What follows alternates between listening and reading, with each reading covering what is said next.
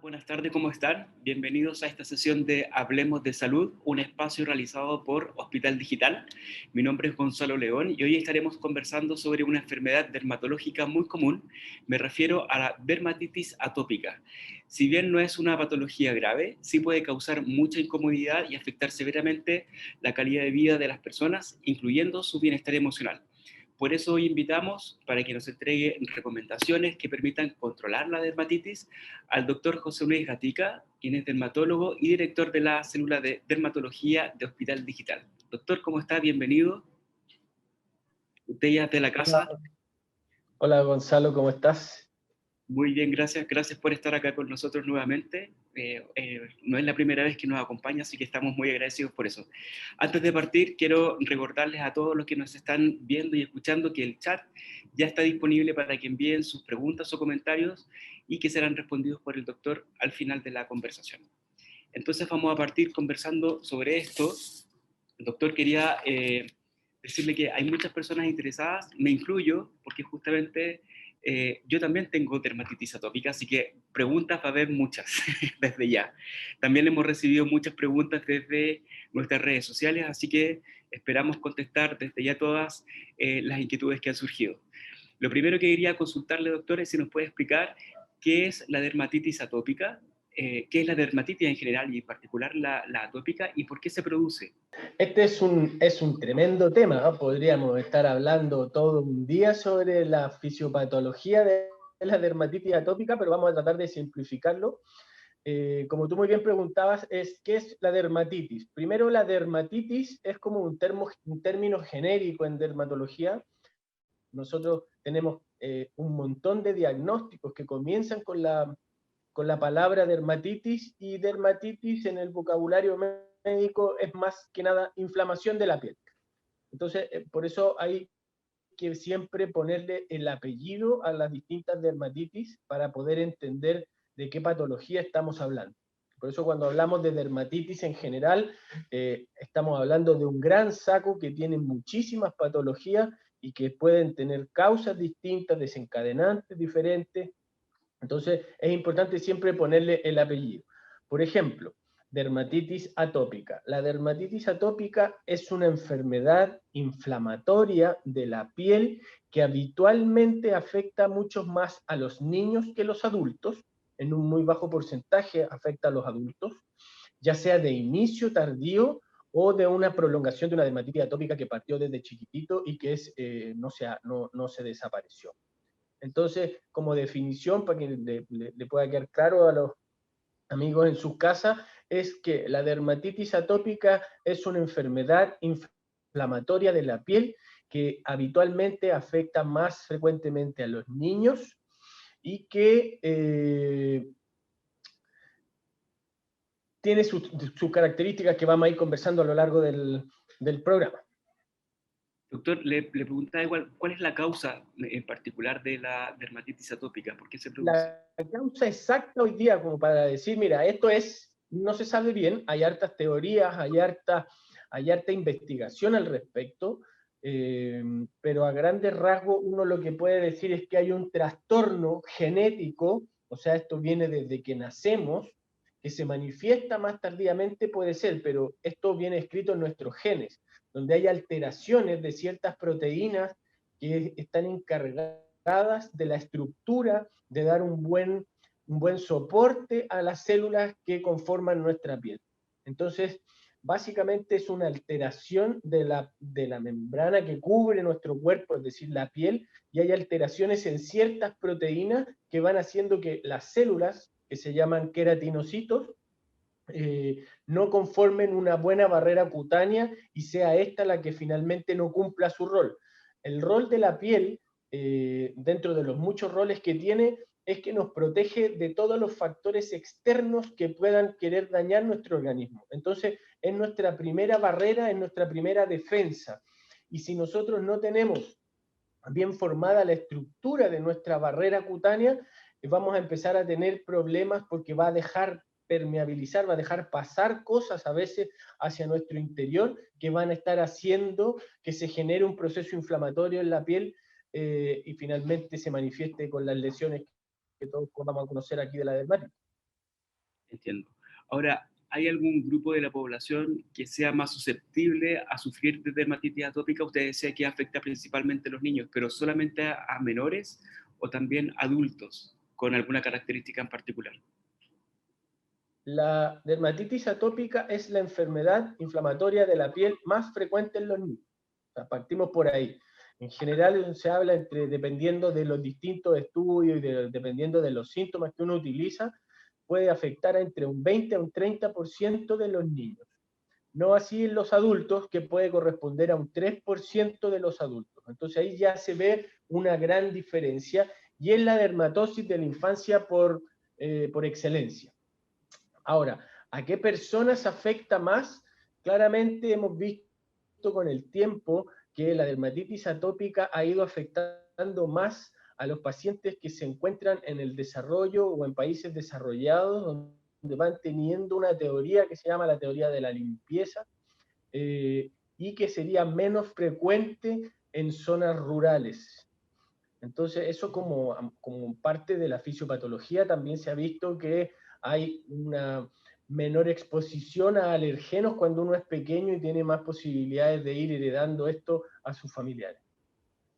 ¿Esa teoría tiene alguna relación entre finalmente el contacto que uno tiene con determinados productos químicos del jabón u otros alergenos que usted mencionaba? Me perdí un poquito, no te escuché. Sí, la pregunta era si esa teoría que usted menciona tiene relación con el contacto que tienen las personas básicamente con productos de limpieza como el jabón, el champú, y que puede afectar eventualmente la piel. Sí, eso no va por ese lado, va más que nada porque cuando uno es pequeño y decían ya, hoy día tenemos los niños burbuja, los niños que no se exponen a temprana edad a alergenos, el niño que no gateó, el niño que no se ensució con tierra, con polvo, ¿bien? Entonces vemos que hoy día estamos exponiendo a nuestros hijos a ambientes mucho más controlados, donde tenemos ambientes mucho más limpios, donde hay menos exposición a alergenos gruesos, es una de las teorías por qué habría aumentado tanto la dermatitis atópica. Perfecto. Doctor, ¿cuáles son los síntomas de esta enfermedad y cómo podemos diferenciarlas de otras afecciones a la piel? Lo más importante es saber que la dermatitis atópica es una enfermedad que pica. Ese es el principal síntoma. Si yo veo en la consulta a un paciente, un niño que llega con su mamá, le saca la ropa y el niño no se rasca, casi que para mí ese niño no tiene dermatitis atópica. El principal síntoma es que esta dermatosis pica, la piel está irritable, activa, y los niños son inquietos, se rasquetean la piel apenas tú les sacas la ropa. Eso es uno de los principales síntomas. Y después vienen las manifestaciones porque las mamás los traen habitualmente al doctor, donde los niños se caracterizan por tener pieles secas, ¿cierto? Empiezan a aparecer las placas crónicas que tienden a ser recidivantes, entonces es una plaquita rojita con escamas en su superficie, eso al niño le pica y un día está mejor, al otro día está peor, varía dependiendo de cada momento en el día, o varía también de cuánto se rasca o cuánto no se rasca, o varía de acuerdo a las cremas que la mamá le vaya a poner al niño o cuánto lo abrigue. Entonces, podríamos definir dermatitis atópica, enfermedad de los niños, que les pica mucho la piel, que les aparecen placas que son crónicas y recidivantes, y habitualmente dependiendo de la edad en ciertas zonas. Mientras más guaguita es el paciente, habitualmente tienden a aparecer en las zonas más convexas, y cuando ya empezamos a ir creciendo, los adolescentes o los preadolescentes, las lesiones tienden a ser más bien en los pliegues, en el pliegue antecubital, el que está delante del codo, o en el pliegue popliteo, o en el pliegue de las muñecas. Eso es más frecuente en los pacientes más grandes. Ahora, si tengo alguno de estos síntomas, ¿tengo que ir a un dermatólogo para poder diagnosticarlo y eventualmente iniciar un tratamiento? Sí, habitualmente la dermatitis atópica es en algunos casos sobrediagnosticada, porque muchas veces el niño solo tiene piel seca. Entonces tenemos que diferenciar bien si le vamos a hacer el diagnóstico de una dermatitis atópica, porque una dermatitis atópica requiere no solo un cuidado de la piel, sino que requiere otro tipo de cuidados también. Entonces es importante diferenciar si solo es un niño que tiene piel seca, o es un niño que tiene una dermatitis seborreica, o es un niño que tiene una dermatitis de contacto. Entonces es importante valorar la manifestación del paciente, y eso habitualmente lo hacemos los dermatólogos, o en un primer inicio también lo pesquisan los pediatras en la consulta del control niño sano, o la enfermera que también nos aporta en ese capítulo.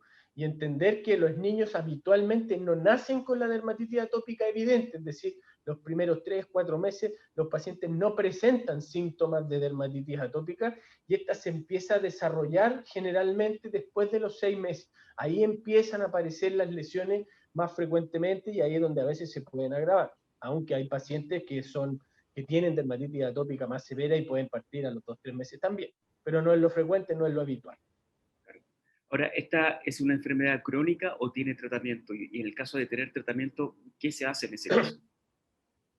Es una enfermedad crónica, y como toda enfermedad crónica tiene tratamientos que son medicamentosos, farmacológicos, y tratamientos no farmacológicos.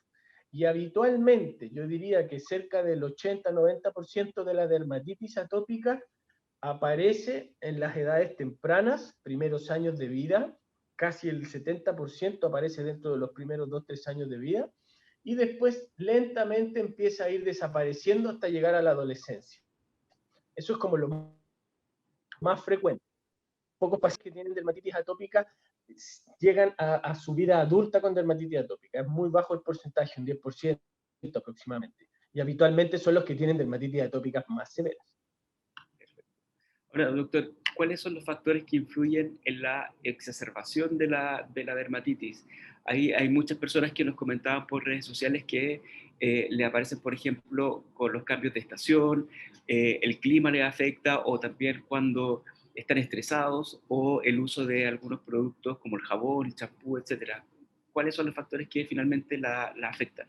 Esta yo creo que es la pregunta clave, es la pregunta crucial y más importante de todo lo que vamos a conversar hoy día. ¿Cuáles son los factores desencadenantes de la dermatitis atópica? Que son múltiples y variados, y varían de paciente a paciente, varía la intensidad de ese mismo factor en una época del año, varía esa intensidad también en cómo está su patología de bien tratada o maltratada. Entonces, vamos a ir nombrando un poco los más frecuentes. Lo primero es la falta de humedad de la piel. Y la falta de humedad de la piel puede ser exacerbada por múltiples factores. Por ejemplo, y uno de los más importantes son las duchas. Si nosotros nos damos duchas cortas, entonces si nosotros bañamos a nuestros hijos cortito, es decir, 3 minutos o menos, nosotros estamos evitando el desengrasar la piel. Lo mismo el tema de los jabones. Nosotros tratamos de indicarle a los pacientes que tienen dermatitis atópica jabones que se llaman Sindet, sin detergente, para evitar desengrasar la piel. Es ahí la importancia de que yo no le voy a recetar un jabón Sindet a cualquier paciente, porque además tiene sus costos. Hay que incurrir en un costo para esto, y eso encarece el cuidado de nuestros hijos. Y hay familias que tienen 4 o 5 niños, entonces no podemos estarle recetando estos productos a todo el mundo, solo si es necesario. Entonces, por concepto, tiene que haber una ducha corta, evitar el jabón y usar estos productos que son Sindet, y estos mismos productos también los debemos ocupar de una buena manera, es decir, no los tenemos que usar en todo el cuerpo, tenemos que usarlos solo en las zonas importantes, en las zonas que van a tener más mal olor o que se van a ensuciar un poco más, que son habitualmente las axilas, la zona genital y los pies. Habitualmente nuestros hijos al año de vida, a los 6 meses, no están jugando con barro y quedan todos sucios, entonces necesitamos hacer una limpieza que sea sutil. Y lo mismo con el champú, poca cantidad de producto. Y lo otro es importante para, para mejorar la lubricación o la humectación de la piel, el uso de cremas hidratantes. Va a depender un poco de la intensidad de la dermatitis atópica que tenga cada paciente, si yo le dejo cremas más complejas o menos complejas, dependiendo de la severidad de lo que tenga, porque eso me va a ayudar a prevenir un poquito los episodios de reactivaciones.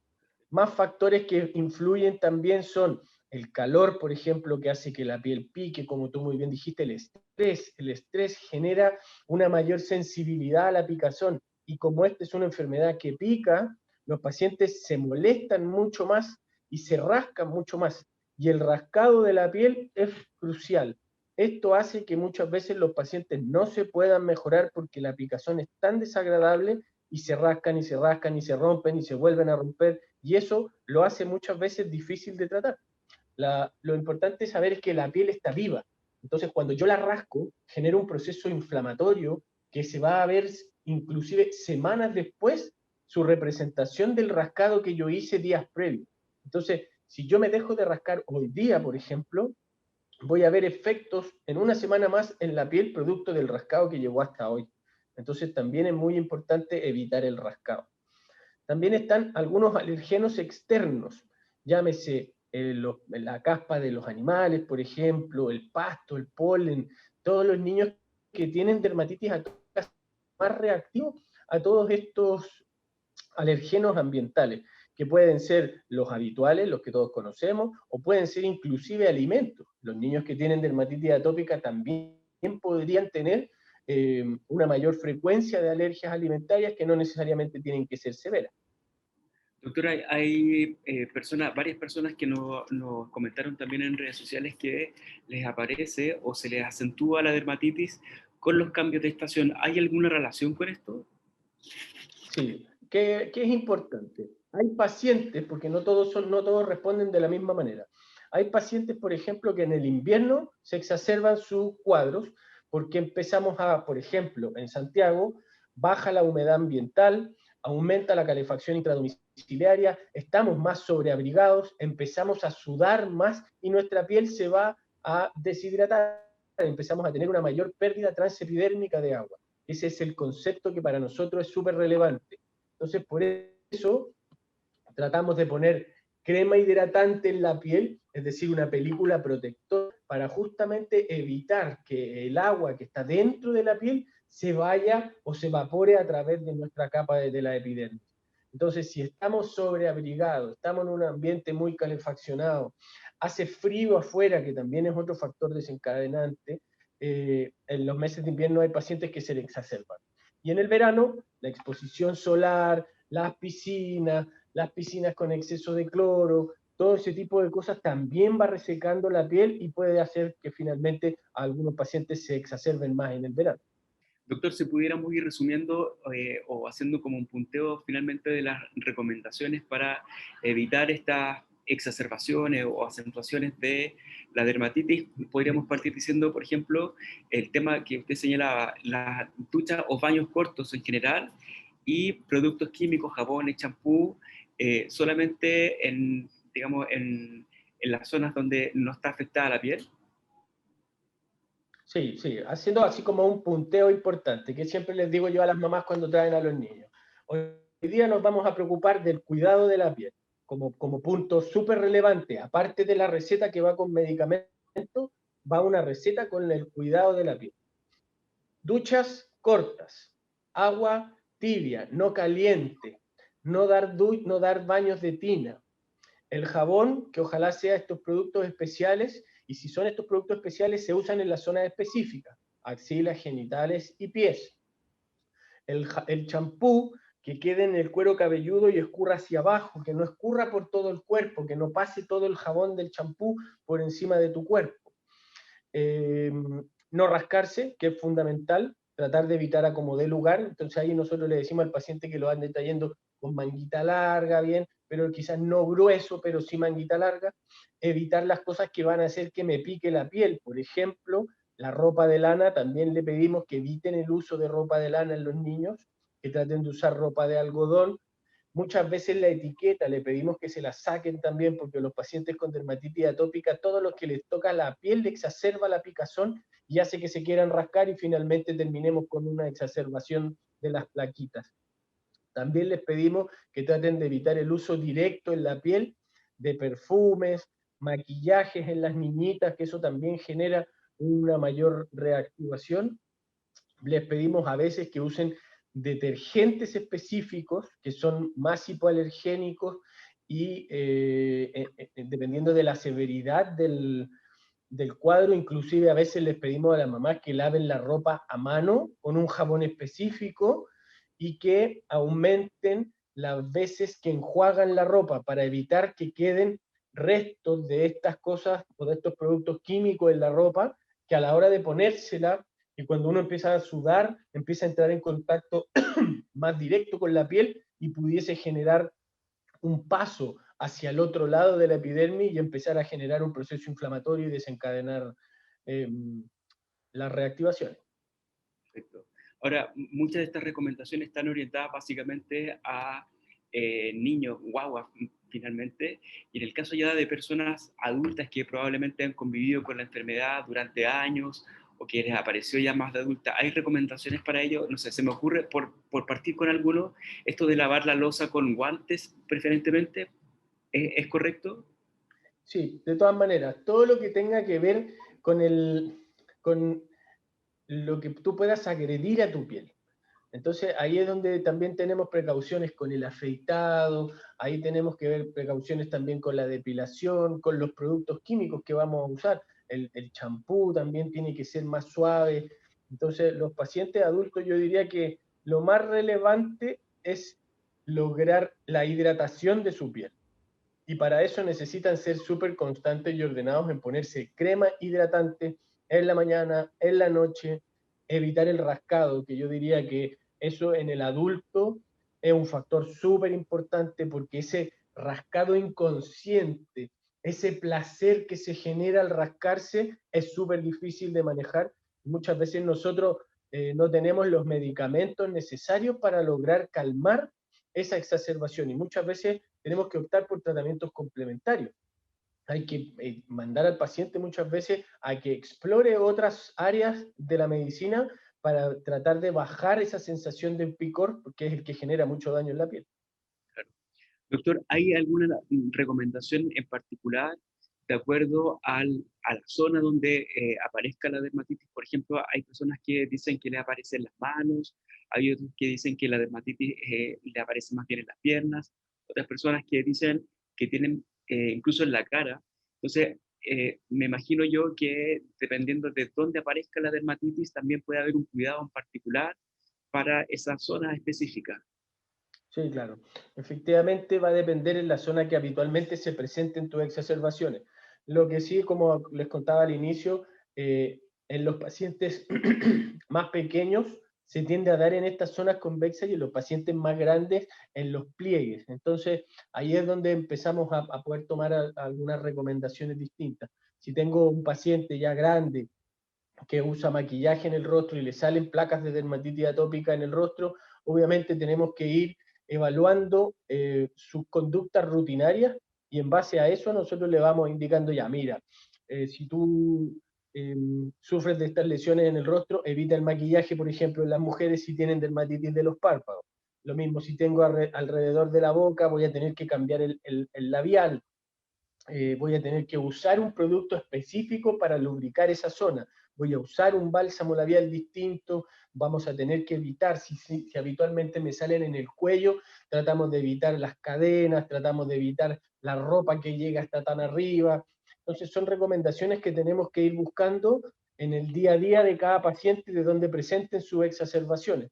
Lo mismo el paciente que se afeita con presto barba, que pudiera haber una mezcla inclusive ahí de dermatitis atópica con dermatitis de contacto, que eso también se puede presentar. Entonces ahí tenemos que ir buscando la indicación más de caso a caso. Doctor, hoy día hay productos en el mercado que son justamente para, no sé si tratar, pero por lo menos controlar la dermatitis, ya sean jabones, cremas, champús, y hay algunos que son más médicos que otros. ¿Sirven? ¿Hay diferencias de efectividad? Y en el caso de los medicamentos, quería preguntar también si es que estos deben usarse únicamente bajo supervisión médica. Ya, ahí hay dos cosas súper importantes. El tratamiento farmacológico, que nosotros lo vamos a dejar, que habitualmente son cremas, pero hay pacientes que requieren también un tratamiento farmacológico oral a tomar, dependiendo de la severidad. Y efectivamente está el tratamiento no farmacológico, que es complementario. Eh, si bien es cierto, en el mercado hay múltiples productos, porque hay múltiples productos, desde los más económicos hasta los menos económicos, eh, vamos a encontrar productos económicos que son útiles y productos que son más caros y que también son súper útiles. Entonces, ahí hay que tratar de adecuar un poquito la comodidad del uso de estos tratamientos no farmacológicos, de acomodarlo también al bolsillo de cada paciente.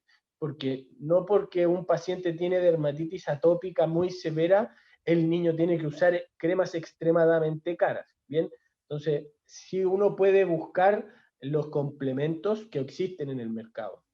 Ahora, estas cremas que hoy día hay, estos productos complementarios, están teniendo un desarrollo de la tecnología y le están agregando productos que van orientados al manejo de la fisiopatología de la dermatitis atópica, y eso va haciendo a veces que se encarezca un poco el producto, pero efectivamente tenemos muy buenos productos hoy día para el tratamiento de la dermatitis atópica como tratamientos complementarios. Bueno, ahí la recomendación es que las personas vean directamente con su médico, sobre todo porque además no podemos hacer publicidad de algunos productos, obviamente, en esta transmisión. Así que ahí la recomendación es esa, además porque probablemente va a estar adecuada a su tipo de dermatitis y es mejor tener esa supervisión médica, como decíamos anteriormente.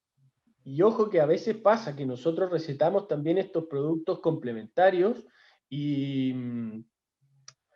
el paciente no reacciona bien tampoco. O sea, nos ha pasado que tú dejas una crema X que tú estás seguro que te ha funcionado muchas veces en muchos pacientes, y ese paciente llega y te dice, doctor, a mi hijo se le exacerbó la dermatitis y quedó peor. Y eso nos puede pasar. Nosotros también tenemos que ir viendo cómo se comporta la piel ante esta postura de estos productos que son no farmacológicos y que también podrían tener una reactivación. Y tampoco pocas veces pasa es que vamos usando cremas, vamos usando productos y el papá y el paciente me van contando, doctor, esto me hizo súper bien al inicio, pero ya no me está haciendo efecto. Entonces tenemos que ir arreglando un poquito la carga en el camino y vamos viendo con qué paciente se siente mejor y se siente más cómodo. Y también hay cremas que son más agradables, menos agradables. Entonces ahí hay que buscar todo un equilibrio al respecto. Doctor, una última pregunta antes de pasar a las consultas que nos llegan desde el chat, que son muchísimas. Es si la dermatitis atópica en particular es genética, es decir, se hereda de padres a hijos. Sí, es uno de los factores para poder hacer el diagnóstico, está considerado dentro de, es si tiene antecedentes familiares de dermatitis atópica, de rinitis atópica, de sus padres o de algún familiar directo. Sí, eso pasa. Como les decía, esto es un trastorno genético que muchas veces se hereda en un gran porcentaje, y si los papás son atópicos, la probabilidad de que los hijos sean atópicos también lo son. Y también pasa esto que el niño hace una dermatitis atópica y después viene lo que se conoce como marcha atópica, que el paciente va cambiando porque ellos son genéticamente atópicos, es decir, ellos tienen una reacción alérgica o una forma de reaccionar ante los alergenos externos. ¿Y por dónde entran en contacto los alergenos externos con nosotros? Entran en contacto con la piel, entran en contacto con nuestra mucosa respiratoria y entran en contacto con nuestra mucosa gastrointestinal. Entonces, habitualmente son pacientes que tienen antecedentes de alergia alimentaria, o de rinitis, o de asma, o de dermatitis atópica, porque esos tres epitelios son los que empiezan a entrar en contacto por primera vez con los alergenos externos. Perfecto. Doctor, como le adelantaba, las preguntas que nos llegan a través del chat son muchas, ha estado muy activo ese espacio, así que vamos a partir con las primeras consultas que nos llegaron. Una persona escribe y dice, tengo la piel reseca constantemente y se me inflaman las manos y me pican. Suelo aplicarme mucha crema, pero el problema no se resuelve. ¿Es posible que tenga dermatitis o que sea algo que se intensifica solo por el invierno, por ejemplo? Sí, sí, mira, hay cuadros, por ejemplo, como la disidrosis, y la disidrosis es un cuadro en sí misma, es una patología en sí misma, pero también es un síntoma de un paciente que pudiese tener dermatitis atópica. Entonces, podría estar inmerso en un cuadro de dermatitis atópica o bien ser solo una disidrosis, que puede afectar tanto manos y pies, y efectivamente habitualmente salen pequeñas ampollitas chiquititas que a veces son imperceptibles, pero pican, a veces son un poco rojas, otras veces son bastante más grandes y evidentes, la gente le gusta pinchársela, eso no hay que hacerlo. Después estas ampollitas se secan, se descama la piel, a veces se agrietan y pueden llegar a tener grandes cortes. Entonces, habitualmente esto es una sintomatología recidivante y como la dermatitis atópica también tiende a ser crónica. Ahora pudiera tener otra patología, si se exacerba solo en el invierno, podría ser que esté presentando el eritema pernio, que son los sabañones también. Entonces habría que ver bien de qué se trata para poder hacer el diagnóstico definitivo y poder ayudar. Perfecto. Otra pregunta dice, doctor, ¿las alergias ayudan a la exacerbación de la dermatitis? ¿Cómo lidiar con ambas cosas a la vez? Por ejemplo, alguien nos menciona que tiene alergia al huevo en particular y que aparece su dermatitis relacionado con esto. Hoy día tenemos hartas teorías de los procesos inflamatorios. Como les decía, hoy día tenemos estos epitelios que entran en contacto con el alergeno y se inflaman. Pero no solo se inflaman ahí, sino que generan mediadores proinflamatorios que van a llegar a todas partes de nuestro organismo. Y puede pasar que efectivamente un paciente que tiene alergia al huevo, que come huevo y que entra en contacto con su tracto digestivo y su tracto digestivo se inflama, provoca mediadores proinflamatorios que llegan a la piel y efectivamente el paciente empieza a tener una dermatitis en la piel. Así es que hay como que entender esto. Lo mismo si yo soy alérgico al polen, al pasto, pudiese generar una reacción inhalatoria en mi tracto respiratorio y me puede dar rinitis o me puede dar asma, pero también esos procesos inflamatorios pueden terminar con una manifestación cutánea, porque todos esos mediadores proinflamatorios viajan a lo largo del cuerpo y va a depender un poco de la genética de cada paciente, si es más o menos intenso y si es más o en otros órganos. Ahí venía el tema de la marcha atópica. Otra consulta, doctor, dice, ¿cómo lidiar con el dolor en el caso, por ejemplo, de la aparición de costras o lesiones? Me imagino yo que es una dermatitis más severa, ¿no? Claro, ya cuando los pacientes tienen costra es porque ya estamos teniendo eh, resumación, ya estamos teniendo sangrado inclusive, entonces estamos hablando de lesiones que requieren un tratamiento farmacológico para calmar tanto la picazón, la inflamación como el dolor. Y ahí ya tenemos que hablar de los medicamentos propiamente tal, que son los que cada médico le va a indicar a su paciente, pero donde los inmunomoduladores son los principales aquí y el principal de ellos es el corticoide, pero hay otros inmunomoduladores que también usamos, y los antihistamínicos que nos ayudan un poco a aplacar la sintomatología que genera la histamina en nuestro cuerpo, y por eso se llaman antihistamínicos, que son los que van a dar muchas veces la sintomatología. Perdón, en particularmente eso último es para aplacar la picazón finalmente que produce la dermatitis, ¿o no necesariamente? No necesariamente, de hecho hay algunos estudios y hay algunos trabajos que dicen que efectivamente el tratamiento con antihistamínicos para calmar la picazón del paciente con dermatitis atópica es bastante poco efectiva, y nosotros creemos que ayudamos mucho con el antihistamínico a la hora de calmar la picazón, pero la verdad es que hay muchos estudios que demuestran que efectivamente por más antihistamínicos que demos, en dosis altas inclusive, el paciente puede llegar a sentir el mismo nivel de picazón. Otra pregunta muy interesante dice, ¿cómo poder diferenciar la dermatitis de otras afecciones como por ejemplo la psoriasis? Claro, eso ya es una pregunta que está súper bien hacerla, pero en el fondo ahí está el ojo clínico del doctor. Nuestra especialidad es eminentemente visual, entonces nosotros aprendemos a ver patrones que nosotros hacemos el diagnóstico en menos de 10 segundos. Yo veo una lesión y puedo hacer un diagnóstico en menos de 10 segundos. No solo yo, en general eso está demostrado, ¿no?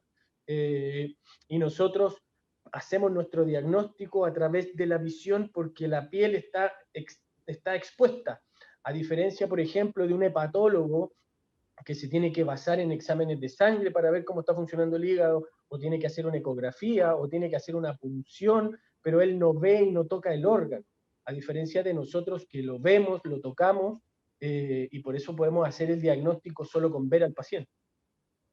Y muchas veces, y tomándome de ese punto, muchas veces los pacientes me preguntan, doctor, pero ¿cómo usted le hace el diagnóstico de dermatitis atópica a mi hijo y no le toma exámenes? porque hoy día el diagnóstico es clínico.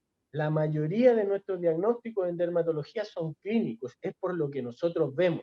Cuando a veces tenemos duda, por ejemplo, podría ser que un paciente tiene una dermatitis atópica media rara y tiene una psoriasis media rara y tengo la duda, porque sí podemos tener la duda en algún momento, ahí nosotros sí nos podemos apoyar en los exámenes y donde el principal examen es la biopsia, es decir, nosotros vamos, sacamos un pedazo de la piel, la mandamos al patólogo y el patólogo mira al microscopio las distintas capas de la piel, ve las distintas células que están en ese momento en la piel, ve la cantidad de las células que están en ese momento y con eso él puede hacer una aproximación diagnóstica.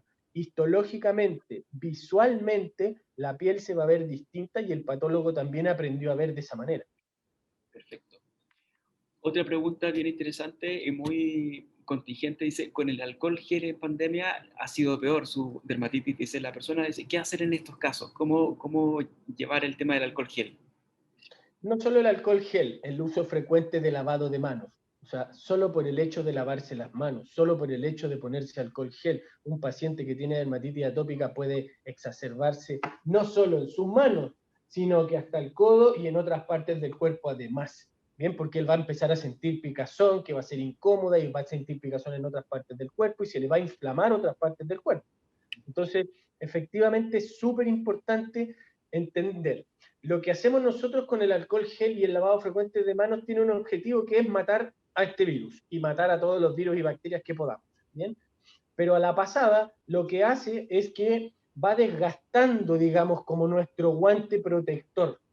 Y lo que nosotros tenemos que hacer es volver a reponer ese guante protector con cremas súper hidratantes, súper humectantes, que muchas veces son más bien oclusivas, así le decimos nosotros, y llevando al extremo a la vaselina sólida, por ejemplo. Que eso uno se lo pone en las manos y forma una película protectora. Entonces, cada vez que yo use alcohol gel, cada vez que yo me lave las manos, inmediatamente debería venir la crema hidratante en las manos. Eso va a hacer que se reponga esa película que nosotros vamos a estar sacando constantemente. Si no la reponemos cada vez que la sacamos, la piel se empieza a desgastar, esa película protectora se empieza a adelgazar, se expresa o se muestra nuestra piel y puede dejar pasar distintos alergenos y hacer que se irrite y se inflame y todo el círculo vicioso. Súper buen dato, doctor. Otra pregunta dice, si hay alguna sugerencia para los pacientes con dermatitis atópica severa que no puedan dormir por la picazón y el dolor. Dice, hay un efecto importante en la salud mental, como decíamos también al principio, ¿no? Así es, así es. Y por eso ahí es donde sí nos valemos un poco de la utilización de los antihistamínicos, que la mayoría tienden a tener un efecto secundario que son sedantes, es decir, pasan a través del sistema nervioso y muchas veces uno se toma un antihistamínico y dice, pucha, doctor, es que se me da un poco de sueño. Hoy día hay antihistamínicos que están hechos, modificados químicamente para que no nos den sueño, existen, eh, sobre todo para las personas que hacen otras cosas, por ejemplo, un piloto, un chofer de camiones, que no le podemos dejar un antihistamínico que le dé sueño porque se va a quedar dormido manejando, eh, pero si el paciente se queja de que no duerme bien, ahí es cuando aprovecho de utilizar estos antihistamínicos que tienen ese efecto sedante y que nos ayudaría a pasar un mejor dormir. Perfecto. Relacionado con esto último, dice, ¿por qué la dermatitis empeora durante la noche? No te podría decir que empeore en la noche. Lo que sí te puedo decir es que en la noche te pica más. Eso es así.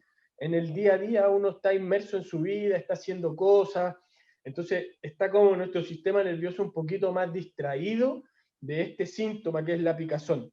Pero en la tardecita, en la tarde-noche, tú llegas a tu casa, te relajas, te empiezas a sacar un poco la ropa y empieza la picazón aquí, empieza la picazón allá, empieza la picazón por aquí, y me empiezo a rascar.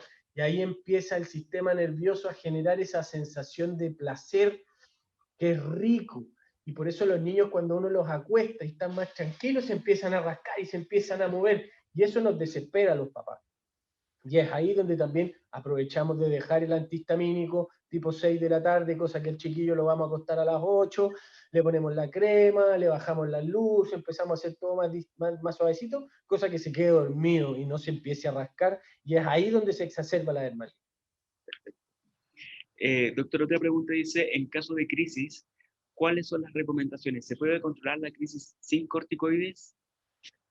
Se puede, pero es una herramienta fantástica, una herramienta bien utilizada que no genere conflicto. Hay muchos pacientes que al principio de diagnóstico de la dermatitis atópica, uno les deja un corticoide y dicen, no, doctor, no, los corticoides son una excelente herramienta, pero hay que saber usarla y hay que entender que es un medicamento, que si el dermatólogo se lo deja a un paciente con dermatitis atópica y lo aprende a usar, es una herramienta fundamental.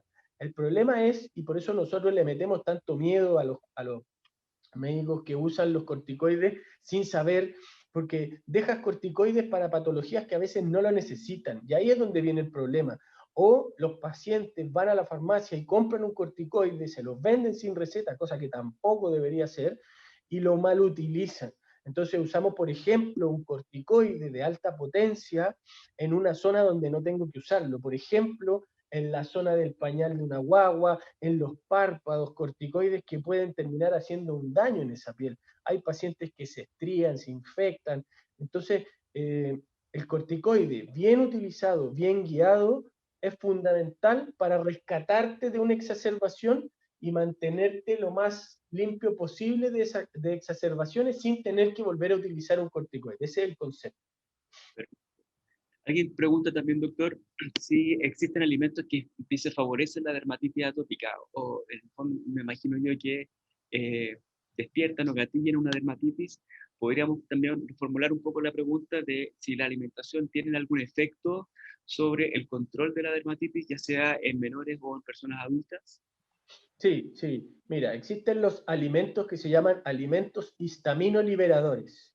Y como les decíamos recién, la histamina genera mucha sintomatología en nuestro cuerpo, ya sea en el tracto respiratorio, en el tracto gastrointestinal o en la epidermis. Entonces, si yo consumo alimentos histaminoliberadores, puedo exacerbar una rinitis, puedo exacerbar el asma, puedo exacerbar una alergia alimentaria, puedo exacerbar una dermatitis atópica sin que sean la causa, pero sí pueden ser desencadenantes. ¿Bien? ¿Cuáles alimentos son estos? El pescado, el marisco, el alcohol, el café, los frutos secos, el ají, los aliños, los condimentos, el cerdo, los embutidos, los productos que tienen colorante, el tomate en algunos casos, la palta. Eh, Todos estos alimentos pueden efectivamente exacerbar cuadros de dermatitis atópica. Entonces, al revés también, como tú decías, formulamos la pregunta, o sea, ¿hay alimentos que me protegerían? Más que proteger, yo diría que hay alimentos que son, yo diría yo, es otra corriente también, los alimentos que son antiinflamatorios, por ejemplo. Bien, y hoy día está el tema también de los probióticos o los prebióticos que también ayudarían a tratar de desinflamar o a disminuir estos procesos inflamatorios por otras vías. Perfecto. Doctor, tenemos tiempo para unas dos preguntas más, muy cortitas. La primera dice, me diagnosticaron deshidrosis, una dermatitis de las manos, y me recetaron antihistamínicos, levocetericina específicamente, pero no sé por cuánto tiempo será lo recomendable tomarlos. ¿Hay un plazo específico? Mira, en general depende de la severidad de la dermatitis, de la deshidrosis que tenga. Si es una deshidrosis que anda bien en una semana, podríamos tomarlo en una semana, no necesariamente tomarlo tanto tiempo. Pero hay pacientes que requieren el uso de más tiempo y va a depender de cuántas exacerbaciones tiene. Hay pacientes que hacen un episodio de deshidrosis en primavera, otros que hacen deshidrosis en otoño. Entonces, habitualmente los dejamos un mes, 2 meses con antihistamínicos porque requiere un tiempo, ¿no? Pero hay pacientes que tienen episodios de deshidrosis todo el año, entonces hay pacientes que hay que estarles rotando los antihistamínicos y lo tienen que usar por mucho tiempo. Perfecto. Y la última pregunta tiene que ver justamente con los jabones. Dice, por ejemplo, si es que el jabón de afrecho es efectivamente, valga la redundancia, efectivo, y agrega también otra persona sobre el jabón neutro, si es que este es uno de los jabones que usted mencionaba como sin detergentes. Los jabones son jabones, si no dicen Sindet, no son sin esta capacidad de disminuir la capacidad que tiene de desengrasar. Ese es el concepto. Entonces tengo que buscar jabones que no sean jabones, ese es en el fondo. Porque el jabón por concepto lo que busca es desengrasar. Por eso uno se pasa el jabón y siente la piel seca, uno se lava las manos y siente la piel seca. Me lavo la cara con jabón y la siento seca, porque lo que hace es desengrasar. Entonces tengo que buscar productos que traten de no desengrasar tanto. El jabón de afrecho trata de hacerlo, sí, más suave, efectivamente. Los jabones neutros son de pH neutro, pero nuestra piel es de pH ácido.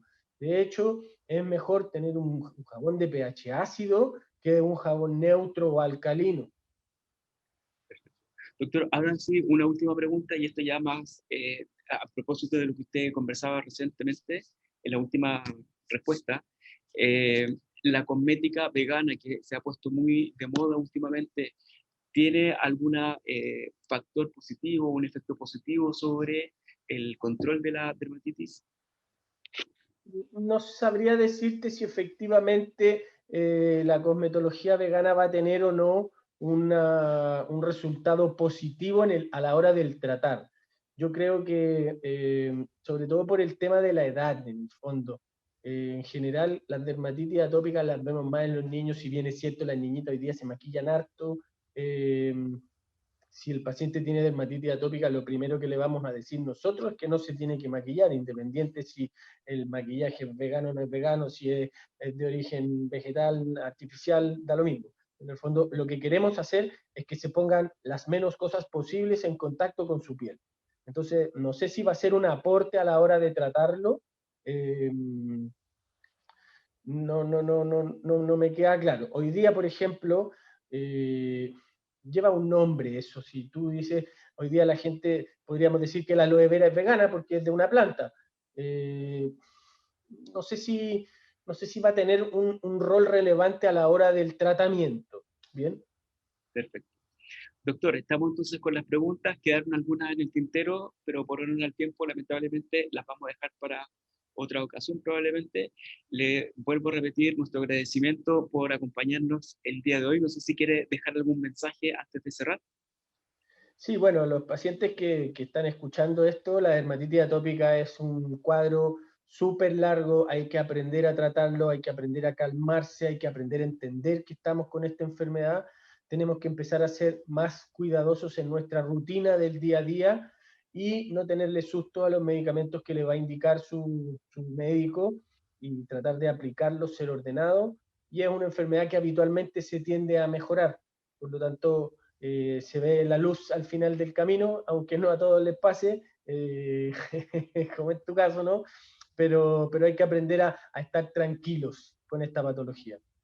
Afortunadamente la mía está controlada. No siempre, pero la logro controlar, justamente. Así que muchos de sus consejos me hicieron mucho sentido y esperamos que también a la gente que nos está escuchando también le haya pasado lo mismo. Así que gracias nuevamente, doctor, y nos vemos en la próxima charla sobre dermatología en un tiempo más. Les agradezco también a todos los que se conectaron a esta transmisión. Les recuerdo que el video de la entrevista estará disponible en los próximos días en nuestro canal de YouTube. Ahí aparece el link en la pantalla y les compartimos también nuestras redes sociales para que nos sigan y se enteren de nuestras próximas charlas en línea y de otras informaciones sobre Hospital Digital.